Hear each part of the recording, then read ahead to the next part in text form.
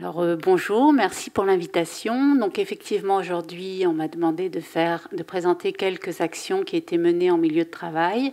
J'ai accompagné plus de 20 ans les acteurs santé-travail dans la mise en place de projets collectifs, notamment sur l'alimentation et notamment en direction des salariés en horaire décalé ou en horaire de nuit ou en travail posté. Je ne vais pas rappeler les pathologies qui peuvent être associées au travail en horaire décalé, au horaire posté ou horaire de nuit. On a vu qu'il y avait des pathologies à composantes nutritionnelles comme l'obésité, le syndrome métabolique, les maladies cardiovasculaires et le diabète. Donc voilà, alors je vais un peu répondre à votre question de tout à l'heure qui concernait qu'en est-il de la médecine du travail et de la santé-travail. Alors juste pour rappeler que l'employeur a pour obligation de prendre les mesures nécessaires pour préserver la santé et la sécurité des salariés qui travaillent pour lui. Pour cela, il doit prévenir tout risque potentiel d'altération de la santé physique ou morale en rapport avec l'exposition professionnelle. Pour cela, il peut s'appuyer sur les services santé-travail dont la mission exclusive est d'éviter toute altération de la santé. Ils peuvent conduire des actions de prévention collective. Ils peuvent être conseillers de l'employeur, des travailleurs et de leurs représentants. Et ils assurent la surveillance de l'état de santé des salariés et des travailleurs. Puis ils ont une action aussi au niveau du suivi de la pénibilité au travail. Alors toute la difficulté du travail posté, c'est qu'en horaire décalé et de nuit, je vais peut-être simplifier par travail posté, c'est qu'effectivement, ça a une interaction sur la santé, mais ce n'est pas considéré comme un risque professionnel. Donc ça ne rentre pas dans une catégorie soit de santé-travail, soit de santé publique. On est à la rencontre de ces deux approches de la santé, et il y a toute une nécessité de créer des passerelles et des liens qui ne sont pas encore évidents, et surtout pas évidents en termes de financement. C'est là qu'est un peu la difficulté. Alors, ce que je vais vous présenter, moi, sont des actions qui ont été faites en milieu de travail par les services santé-travail. Alors, je rappelle que la surveillance et le suivi des acteurs santé-travail peut se faire soit lors de visites d'information et de prévention qui sont réalisées au préalable de l'embauche des salariés de nuit ou en horaire décalé et qui assurent un suivi régulier des salariés, de la santé des salariés. Alors, avant 2016, les salariés en horaire décalé ou de nuit étaient considérés comme des populations à risque et bénéficiaient d'un suivi renforcé tous les 6 mois.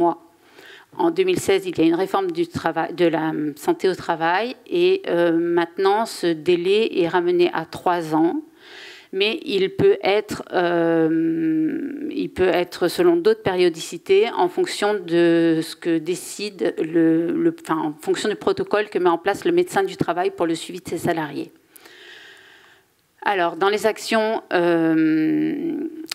excusez-moi, j'avais oublié de parler de ça avant. Donc, la Société française de médecine du travail et l'HAS ont fait une recommandation de bonne pratique médicale pour le suivi des salariés en horaire décalé en 2012. Et cette circulaire rappelait qu'il était nécessaire d'informer sur les effets pathogènes possibles de ce type de travail, qu'il fallait donner une information spécifique aux femmes en âge de procréer, qu'il fallait interroger spécifiquement les salariés sur leur temps de travail, leur temps de sommeil, sur leur capacité de récupération, sur leur chronotype, sur les habitudes alimentaires, la vie sportive, et qu'il y avait éventuellement des outils qui étaient mis à disposition et qu'il était donc important de réaliser un suivi médical régulier s'attachant particulièrement à rechercher les effets pathogènes.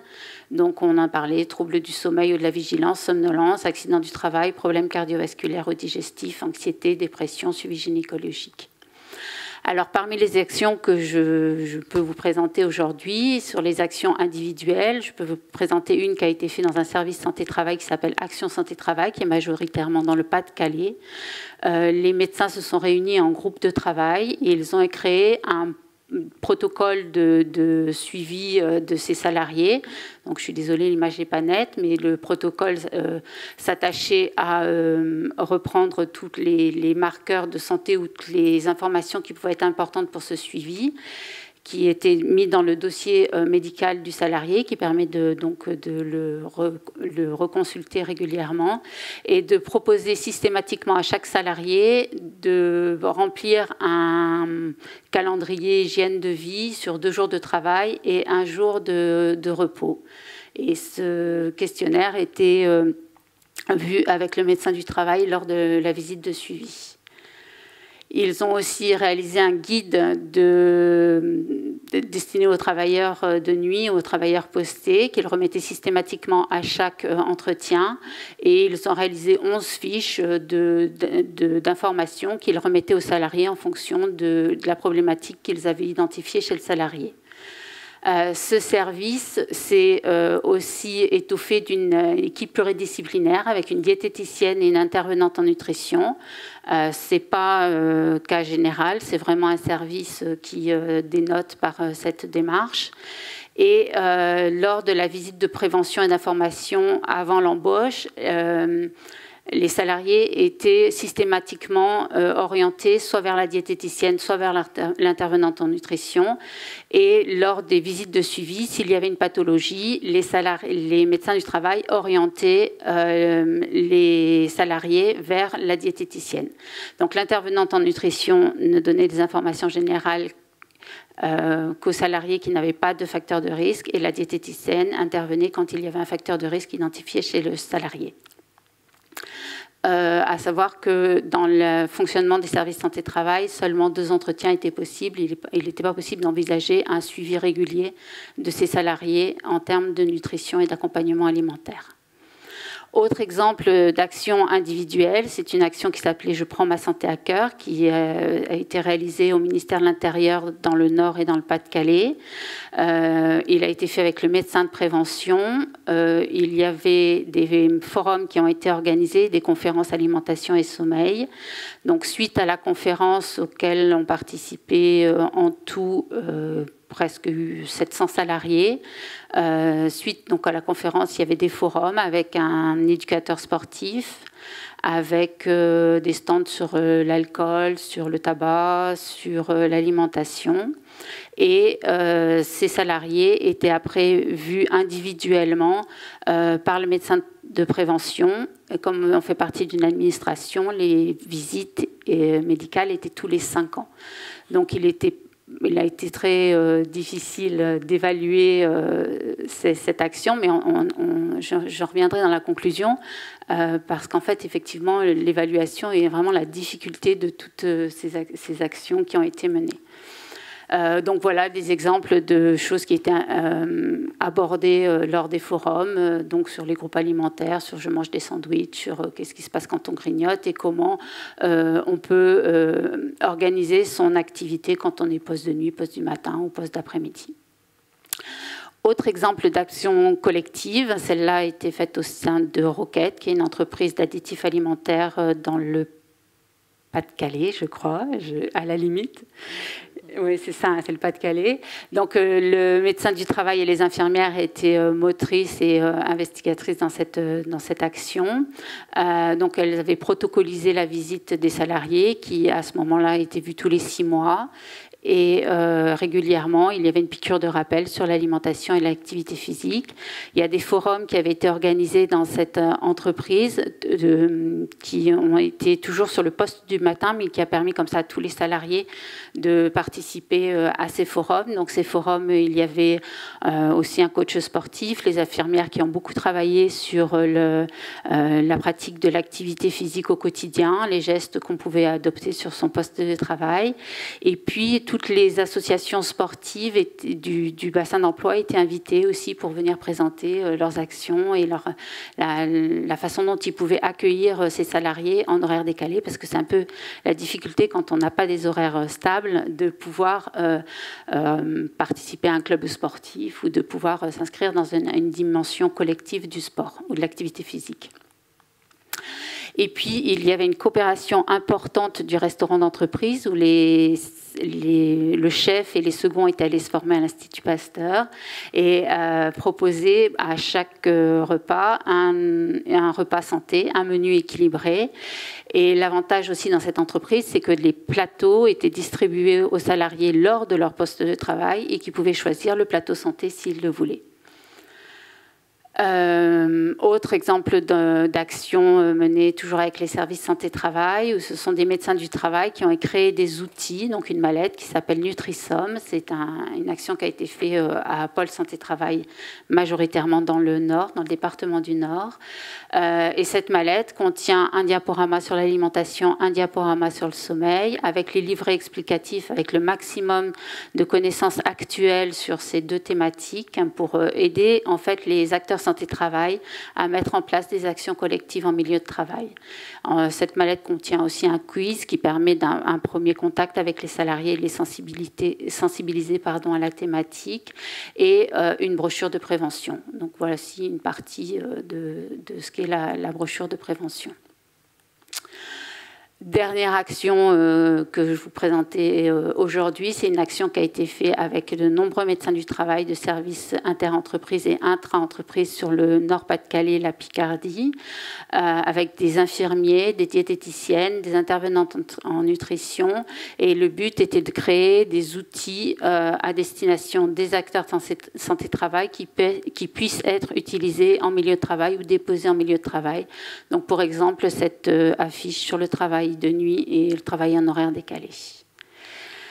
Alors, toute la difficulté de ces actions, de mener ces actions, c'est que, donc, je le disais en début de présentation, on est vraiment à la frontière entre la santé publique et la santé travail, ce qui pose des difficultés sur la légitimité d'agir pendant le temps de travail ou pas, d'influencer des comportements qui sont pas inhérents au travail, mais dont on parle en milieu de travail. Et puis les services santé-travail et l'employeur sont normalement fortement impliqués sur les maladies professionnelles, et que le travail en horaire décalé, pour le moment, n'a pas fait l'objet d'une déclaration au tableau officiel des maladies professionnelles. L'autre difficulté, c'est qu'on a très très peu de données sur l'efficience des actions, ce qui permettrait de les modéliser en fait. On a vu que c'est une population très labile, qui est déjà très difficile à étudier, mais en plus à suivre et à étudier les modifications de comportement suite à une intervention, c'est encore plus difficile. On l'a vu avec l'action qui a été présentée juste avant. Il y a effectivement le fait que c'est souvent... dans beaucoup de schémas, ce sont des salariés qui commencent jeunes et en vieillissant le supportent moins bien, donc changent de poste, ou font ça le temps de faire leur maison, fabriquer leur maison, et après, une fois qu'ils ont un statut économique à peu près intéressant, choisissent de travailler autrement. C'est souvent aussi des gens qui sont en intérimaire ou qui, dès qu'il y a un problème de santé, passent dans des horaires, dans d'autres horaires. Donc, on n'arrive plus tellement à les suivre et à étudier l'impact réel de notre intervention sur leur santé. Et puis, il y a donc effectivement que ce sont des pathologies à composantes nutritionnelles, mais il n'y a pas que l'alimentation, comme l'a présenté Jean-Michel Le Cerf.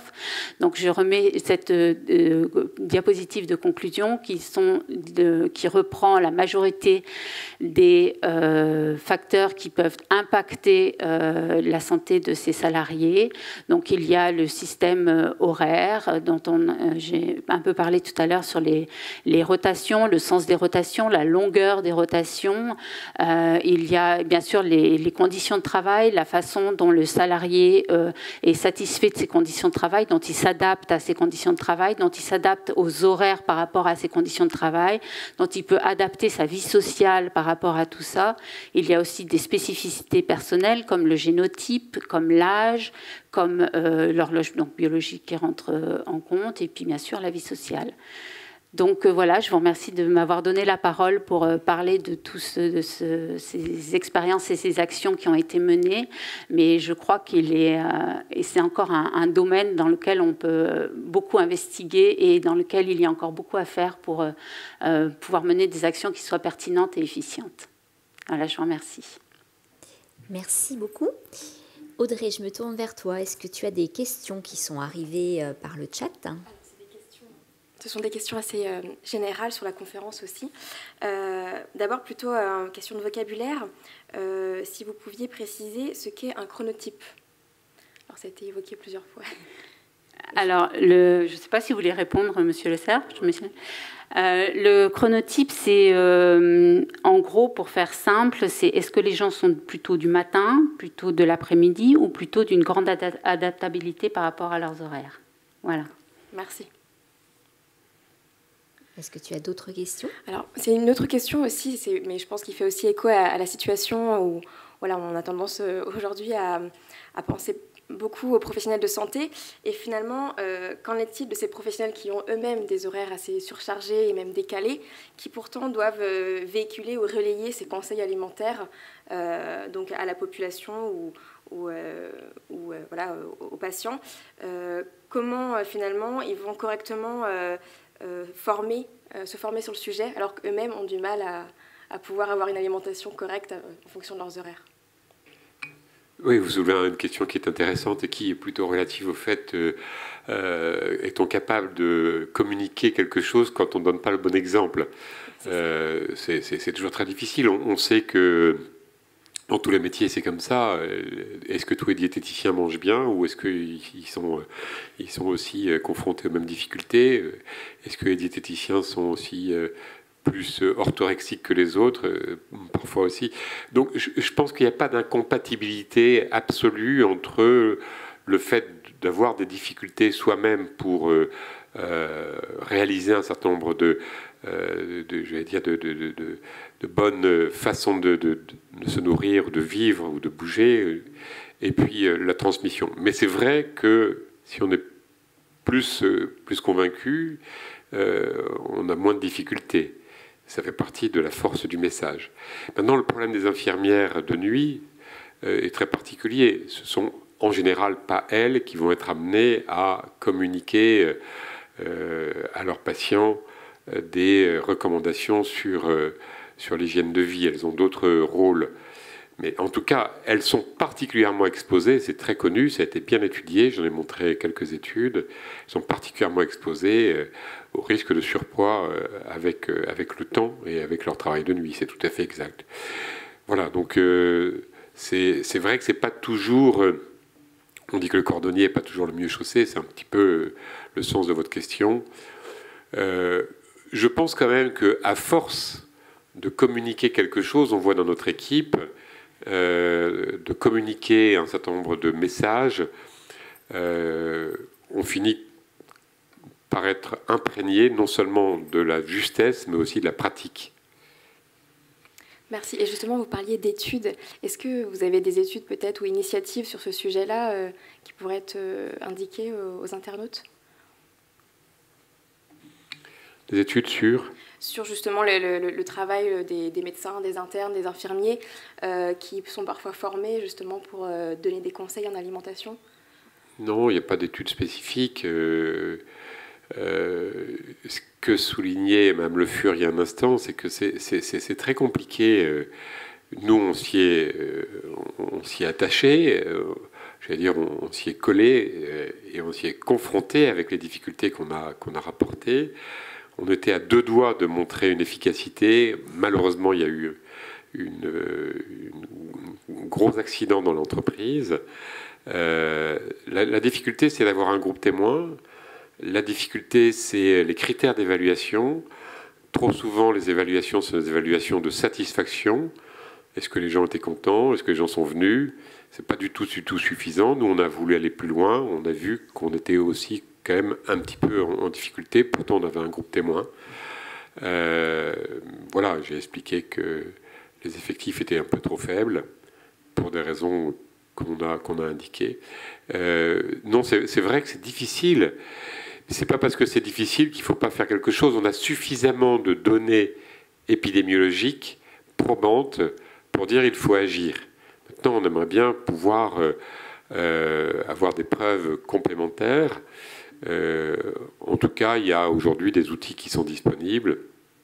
Et je pense qu'il n'est pas dangereux d'appliquer les recommandations ou de mettre en œuvre le type d'outils tels qu'ils ont été proposés par même le FUR ou bien par nous.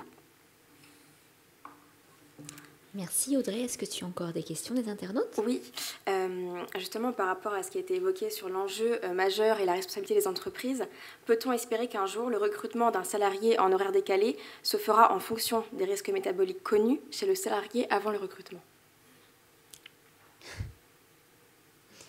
Qui veut répondre à cette question qui est à la limite droit du travail et santé, comportement alimentaire?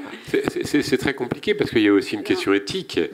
On ne peut pas dire aux gens, écoutez, vous avez un risque parce que vous êtes métaboliquement anormal, vous êtes en surpoids, donc vous allez encore plus grossir. Ce serait une forme de discrimination. Il y a déjà suffisamment de discrimination, donc c'est très compliqué. Si les gens sont aptes et on veut faire ce travail, par contre, on peut avertir. On pourra peut-être demain avoir une nutrition ou des conseils personnalisés parce que on aura l'analyse d'un microbiote ou d'une métabolomique ou des choses plus simples. Donc on pourra avertir, mais sauf à mettre dans la fonction, dans le métier, dans le profil de poste, on ne peut pas faire ce métier, je veux être pilote, il faut que j'ai une bonne vue, je ne peux pas faire ce métier, c'est clair. Et c'est tout à fait... Il n'y a pas de contre-indication éthique, là. De même, il y a des métiers où... je ne sais pas, une obésité pourrait être un obstacle pour avoir un métier où il faut se déplacer vite, par exemple. On pourrait imaginer que ce soit un critère dans le profil de poste. Mais c'est quand même c'est limite, il faut faire très attention à ne pas créer a priori une contre-indication, a priori, et deuxièmement, une discrimination sur un profil particulier, quoi. C'est difficile. C'est quand même un peu tout l'enjeu de cette visite de prévention en fait, qui est faite avant l'embauche du salarié, où il y a une discussion avec le salarié et pour essayer de trouver ce qui est quand même le plus adapté à lui et la façon dont il va pouvoir s'épanouir et pouvoir continuer à travailler dans ce poste de travail. Il est vrai que les salariés diabétiques, insulinodépendants, on leur déconseille fortement ce type d'activité professionnelle, mais au même titre que les personnes qui ont des troubles du sommeil ou des troubles de l'attention et qui vont, par le fait d'être décalés, aggraver leur je ne sais pas comment je pourrais dire, leur difficulté d'adaptabilité à ce poste de travail. Donc c'est un peu l'enjeu de cette visite de prévention et de donner rapidement les bons conseils sur la régularité de l'alimentation, sur la régularité de l'activité physique et de voir s'ils sont capables de maintenir ça parce qu'on sait quand même que c'est une meilleure adaptabilité au poste de travail et à ses horaires de travail. Merci. Audrey, est-ce qu'on a fait le tour ? Alors, une petite question assez pratique finalement. On me demande à quelles heures devraient manger les travailleurs de nuit? Aux mêmes heures que les travailleurs de jour. En fait, il semblerait que moins on perturbe la chronobiologie de notre organisme et plus il est facile pour lui de s'autoréguler et de garder une certaine homéostasie. Donc, on va essayer de garder au maximum une régularité dans nos rythmes. Merci. Merci. Cette fois-ci, nous avons épuré toutes les questions. Oui, une dernière qui vient d'arriver. Y a-t-il des appels à projets financés actuellement sur ces sujets pour réaliser des actions de manière plus importante dans les territoires? Alors, je peux peut-être répondre pour le Fonds Alimentation Santé. Aujourd'hui, il n'y a pas d'autres appels à projets qui ont été lancés par le Fonds Alimentation Santé. Par contre, peut-être que nos intervenants sont au fait de certains appels à projets qui sont lancés dans ce domaine-là. Non, dans le Nord-Pas-de-Calais, on a bénéficié du soutien de l'ARS pendant de longues années, du Conseil régional, pour mener ces actions de prévention. La plupart des actions de prévention qui nous ont été montrées aujourd'hui ont bénéficié d'un soutien soit de la région, soit de l'ARS. Avec la refonte des régions, à ma connaissance, la dynamique n'a pas repris sur le territoire Nord-Pas-de-Calais. Les autres territoires, je ne sais pas.